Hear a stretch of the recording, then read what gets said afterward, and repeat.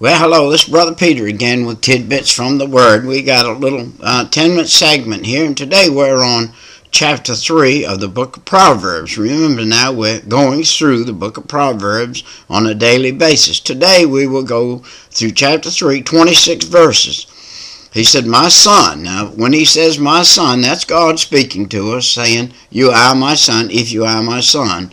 And he's saying to us, now listen to me. And he said, forget not the law, but let your heart keep my commands. For length of days and long life and peace they will add to you. Length of days. Listen to this. This is a promise now to a man who is born again. A man who has said, Jesus, I'm a sinner. Forgive me of my sin. Come in my heart and save my soul. Then you become that son that he's talking about, the Son of God. He said, if you'll keep his commandments and you'll follow him, you'll have length of days added to you. And you want to see good proof of that? You just watch the ways of a sinner. You watch the ways of a man who has not followed Jesus and see where he ends up. It said, let not mercy and truth forsake you. Have mercy and have truth. It said, bind them about your neck. Write them on the tablets of your heart.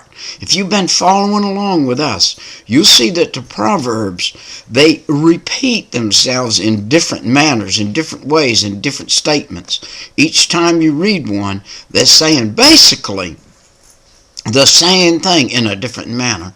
And we need to grasp that, what they're saying. It says, if you will let mercy and grace not forsake you, bind them around your neck. You remember back in chapter 1, it said that these things will be like a gold chain around your neck and be like a helmet of grace on top of your head. Do you remember that? And so find favor and high esteem in the sight of God and man. Look at this. God's saying, I will esteem your obedience. God's not going to put one man over another and say because you got money or you don't have money, I'm going to put you higher or lower. But he said, this is what I will do. He said, I will esteem your obedience. You get up in the morning, you get this word down, you open it up, and you read a little of it before you take off for work or whatever you're going to do, and God's going to esteem that as being obedient, and he's going to give you the good day. Well, you might come out and sit at the end of your driveway 10 minutes before you can get out of it and say, praise the Lord, praise the Lord, praise the Lord, instead of what them things you used to say was. And them things you used to say probably wasn't very good to hear. So God said, though, he will give you favor and he'll give you grace and he'll give you the ability to sit at a red light or sit at the end of your driveway. It said, trust in the Lord with all your heart. Lean not unto your own understanding. Listen, the Bible said there is a way that seemeth right unto man, but the ways then, the end of is sudden death. The end of that is death, my friend, and hell and separation from God. In all your ways acknowledge him, and he shall direct thy paths. My friend, if we will acknowledge him in every single thing we're going to do, he will direct our path on that thing. You say, Brother Peter, have you always done? No, I haven't. No, actually, the Lord has said to me, do not walk over there on that side of the road, and I've done it. And I reaped the whirlwind. He said, do not walk over there on the left. I done it. He said, hey, Brother Pete, don't walk too far behind me. Yeah, I've done that too.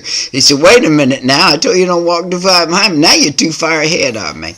And I'm up there saying, come on, God, I'm going this way. And the Lord's saying, hey, will you wait a minute? Will you just wait a minute and let me show you something? And if you get out of the Word, you're trying to show God something. You can't show God anything. He created the heaven and the earth in 6 days and finalized it on the 7th day there and rested. And we think we can show him something. I'm here to tell you, my friend, just quit trying to show God something and stop and listen. And it said, and with the first fruits of all your increase. Well, let me just surprise you today. There's 168 hours in a week. Out of 168 hours means that this week we've got 16.8 hours we are supposed to serve the Lord with. That means that I've either got to get on this computer 16.8 hours, I've got to get in this book 16.8 hours, I've got to get out there soul winning 16.8 hours, I got to maybe drive the church bus, maybe go down there and teach a Sunday school class. But I owe the Lord 16.8 hours this week, and if I don't give it to him, I'm beating him out of my first fruit, the first fruit of the week. And then when tithes comes along, just like this was a poor week. My wife and I together made $340 or so this week, and we had to tithe this week. $34 would have been a proper tithe, and we beat the Lord out of $4 or $5 because we wrote down $60 and put $60 in the envelope. And the Lord's chasing me for that. And he said, catch up next week, Brother Peter. Put that other money in next week. You don't need that $4. That $4 belongs to me. And if you keep it, you're going to pay the penalty for it. So I got to get on the ball and get that $4 in. But listen to me. The first fruits, he said, is 10% of the money you make. We owe the Lord 16.8 hours a week, just like we could go over and mow the neighbor's grass and work 4 hours in the name of the Lord now, and say to the elderly lady or somebody, I'm going to mow your grass today. Or you might see somebody needs some wood split. Go split some wood for something. Go do something in the name of the Lord, my friend. If you're calling the Lord your Father, how about doing a little something? He does everything for you.